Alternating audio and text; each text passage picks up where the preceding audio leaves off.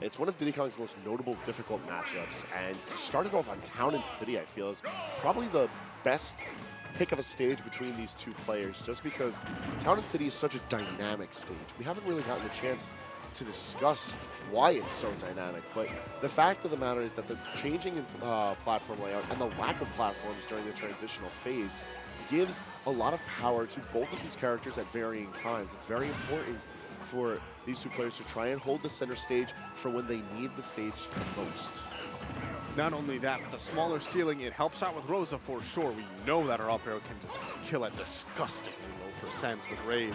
But at the same time, Diddy Kong, when he takes care of Luma, that makes down tilt up smash, the up throw up airs much scarier, much more threatening. So the fact that we're on Town and City, they are looking to play around to the particulars of the stage and maybe get an earlier kill.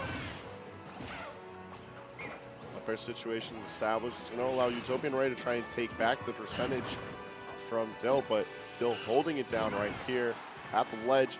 Not for so long. I feel like the hitboxes are going to get pretty screwy as far as like who's going to try to do what with what. Luma is the spanner in the works for the set. It interferes so heavily with Diddy Kong's game plan and acts as a shield for Rosalina. Yeah. For a lot of aspects of this play. Not only does, she has gravitational pull, and people, talk about that. Oh, what does Diddy Kong do with, excuse me?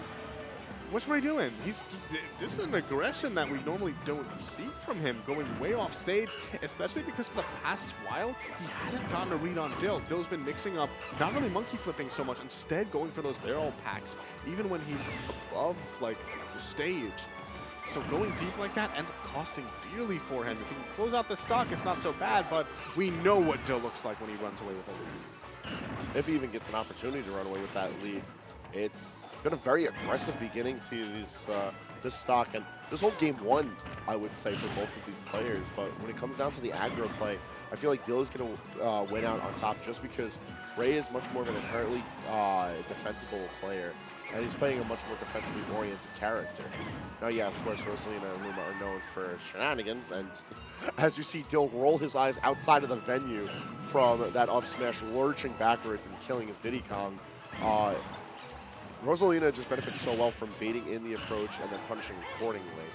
She can get aggressive, and we have seen UtopianRay get aggressive beforehand, but it's not the style of play that Ray wants to exhibit.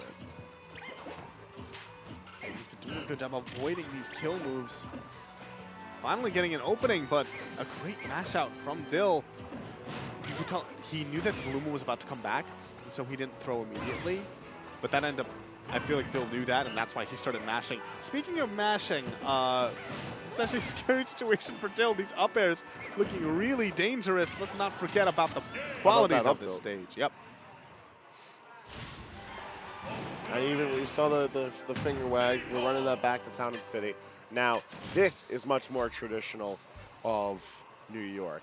A whole set going to Town and City. Now that's what we're used to seeing here at home. This stage does have a lot of room to run around and mitigates the struggle to kill aspect for Diddy Kong. But for Rosa, the juggles are a little bit more difficult when those platforms are in play, especially with Diddy Kong's ledge cancel monkey flip. That he can, at specific spacings, and if you know about those spacings, you can anticipate it, but it's a mix-up that's a lot safer than normal.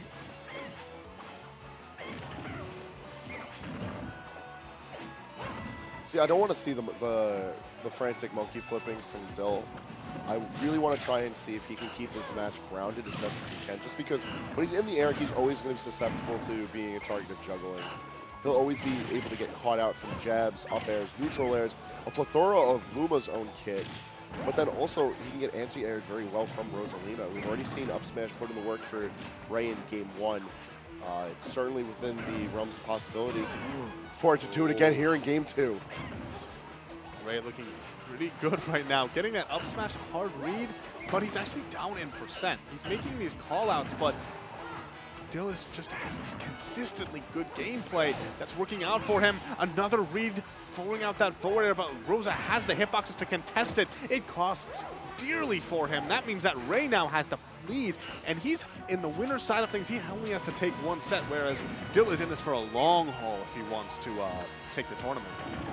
Yeah, Dill having to reset the bracket if he does want to win this. It's going to have to take 2 whole sets, and this is best of 5. Typically speaking, New York City is used to seeing best of 3s for their grands, and sets go much quicker. But here, it's much more a test of endurance, especially for Dill, who's had to crawl his way through losers to even get to this point.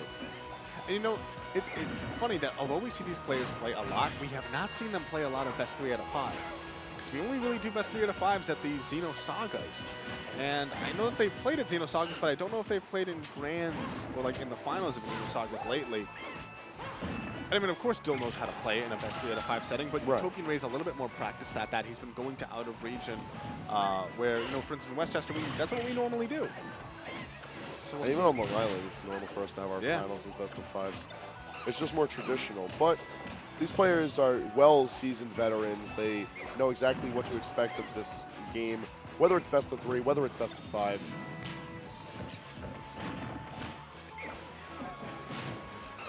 Okay, there it is again, throwing out that up air, and then that forward air is the response, able to punish it really strongly. Dill has to be more careful. Those panic options will pay dearly for him.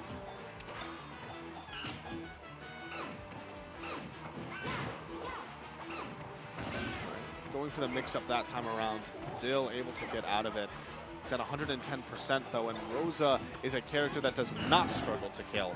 You know, we saw that he had to kill with up tilt at like 130 last game or so.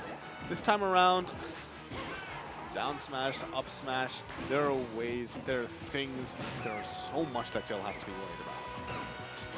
But if Ray wants to make it matter, he has to just hold the ledge and read accordingly to what Dill wants to do. Of course, Dill has been very cognizant of this issue and has been mixing up a lot of what he does in ledge. And it's only been the past 2 games, and he's already gone through a roulette of options.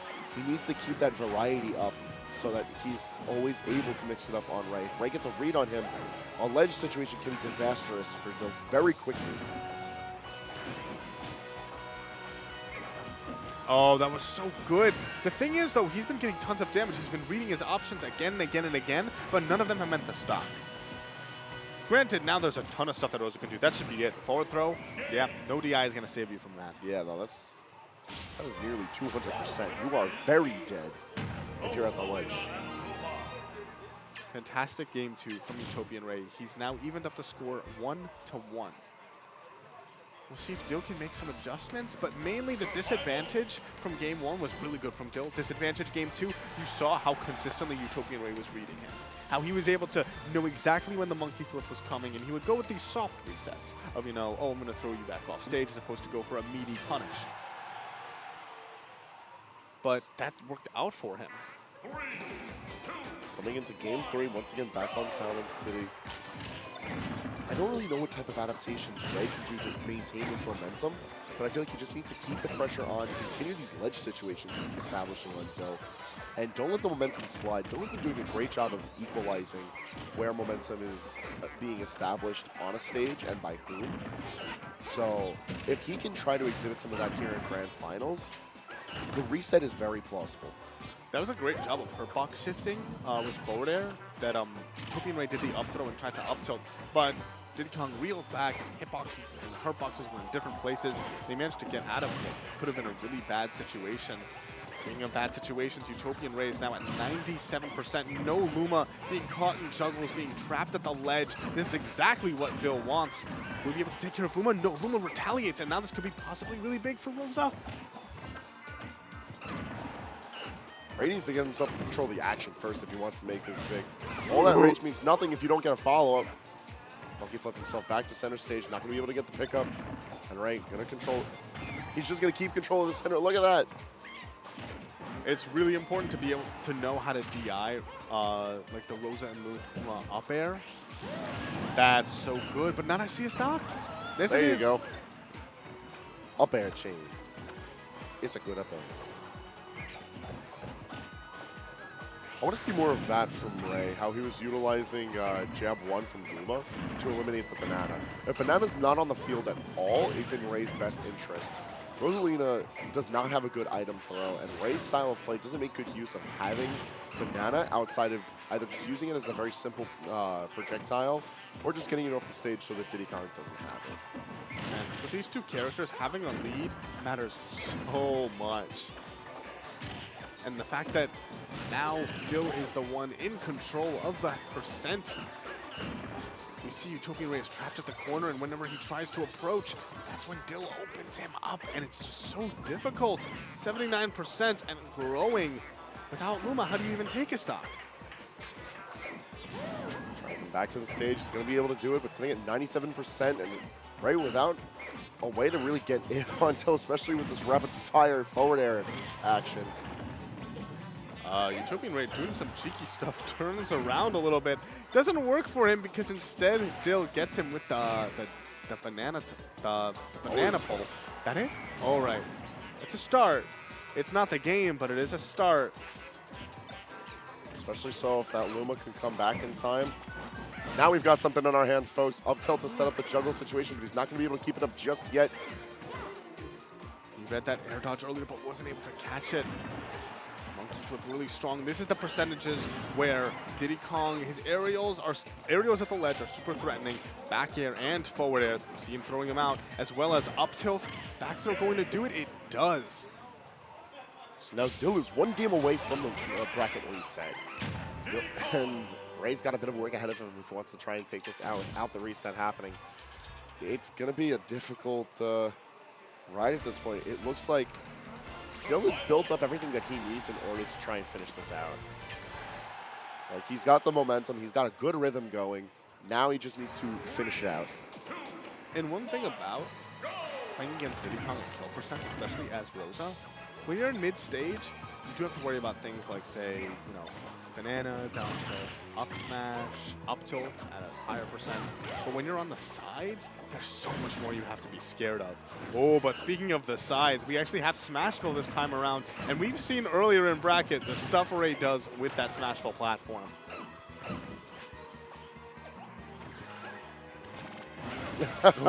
Cheeky. So, of course, gravitational pull is going to put anything that you pull into your own control, including banana and its trip property. Although, this was the first instance where we saw UtopianRay not opt to grab it and just leave it in his control. All a bit risky, as I had earlier established with banana. I do like it, at least in that instance, it worked out for Ray well. Oh, Luma died. Yeah, Luma just decided to not land on the stage, so that's going to be another 12 seconds with no Luma. Oh, air dodges away from that down air. UtopianRay has the lead once again. This is looking more similar to game 2. Putting him off the level and edge guard setup. Great stalling, great mix-ups from Dill. UtopianRay has just not been able to close out a lot of stocks while Dill is recovering when that's normally supposed to be Diddy Kong's weakest position.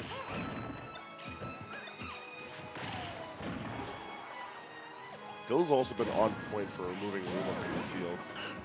And while these Rocket Barrel packs have been doing a good job for extending his ledge play, I feel like he needs to calm down a bit just because, I don't know, I feel like it's just a bit too gimmicky. It's not the most optimal he could be doing, especially if Ray's recognizing the situation. He's not going to get caught off guard with it again. He's going to be prepared to tech. Up smash coming out soon? Because I'm seeing a lot of aerials. Okay, goes for dash attack instead.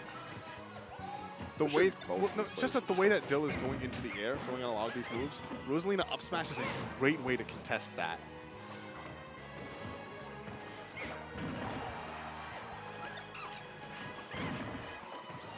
Luma going to soak the hit, although excellent tech. And up air is going to be able to end it out. One stock away from the bracket reset. Can Dill clench this out, or is UtopianRay going to bring us into a game 5? Ooh, beautiful job getting out of that scary situation. And once again, now that Dill has this stock lead, he can play to it.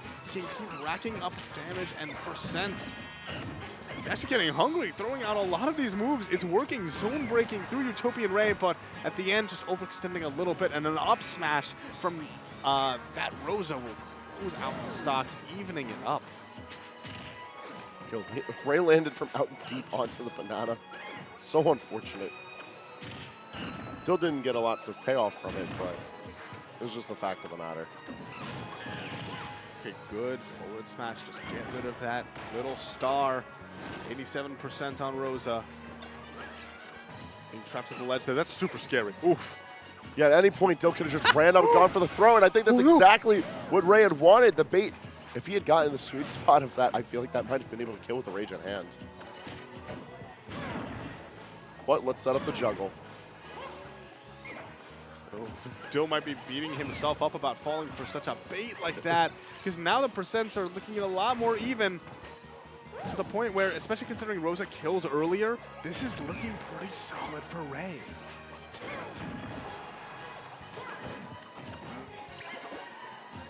What a situation. A lot of tripping and slipping and sliding, but no one's going to die out of it just yet.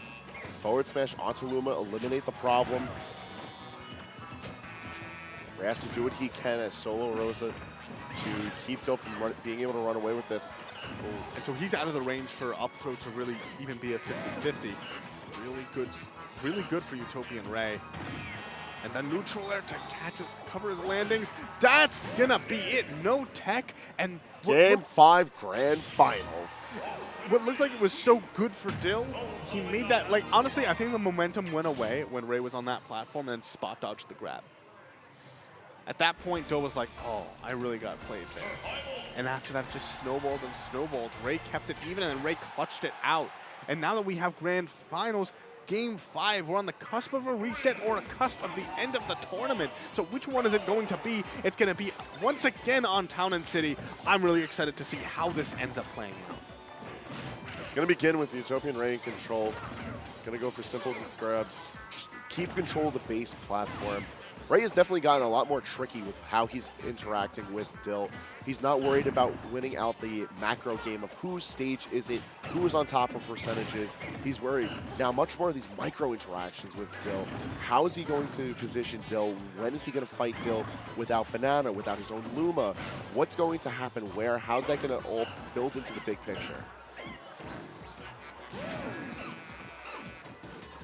Okay, get up attack, not really quite reaching there. I will say UtopianRay's being a lot more mobile this time around. You know, she's throwing out these moves, retreating to ledge. It seems like he's trying to be more in Dill's face. It's working out at the moment, but that's the sort of thing that can turn around on you if you're not careful.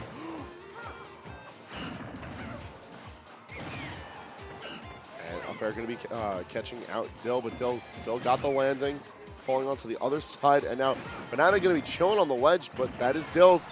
And up tilt, the true Shoryuken from Luma going to be coming out. And now Ray sitting with a very comfortable lead, 74%. And given that he has the stock lead, this is a perfect situation for Rosalina to be sitting in. Minus the damage. Okay. Now he's off stage. Keep in mind, we haven't seen too many edge guards from Dill, but getting him off stage and then just closing it like that could even it up. I don't know why he's shaking his head. I mean, we know the Banana's over there. He just put his Banana down. Resource management is pivotal in this game, and there is no greater asset to your victory than the items that you summon, and especially Banana for Diddy Kong. Like, for that to fall out of Dill's control really brought this Game 5 to a haywire situation. 99%. And it's a stock trade, but being up a stock means that UtopianRay takes the whole tournament. He is Defend the North 2018 Grand Champion, managing to blast his way through winners. His closest, he only had a few close set todays. That was one of them. Dill. But Dill had provided both of his close sets. Yeah, and also John Numbers actually had a really close set with him earlier.